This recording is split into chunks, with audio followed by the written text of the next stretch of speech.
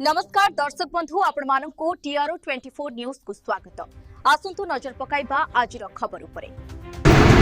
आज बीरमहाराजपुर पंचायत समिति सभागृह रे साधारण बैठक होइतला। ब्लॉक रो समस्त विभाग रो अधिकारी माने राजनीतिक प्रतिनिधि समिति सभ्य सरपंच एवं जिला परिषद सभ्य माने योगदान करथिले।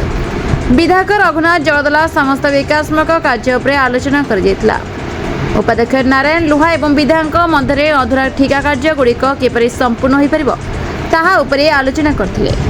वार्धक्य भत्ता बैंक माध्यम दियाउथवार 2 मास हेब न मिलिबार जनसाधारण असंतोष हेतुर विधायक को अभियोग करथिले एवं जनसाधारण को हैरान न करी समस्त समस्यार समाधान करने को तागिद करथिले विधायक रघुनाथ।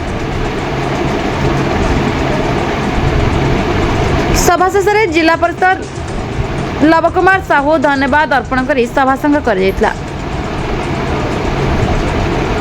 बीरमहाराजपुर सुरेश कता सहित प्रफुल्ल पति report the Republic Odisha 24 news.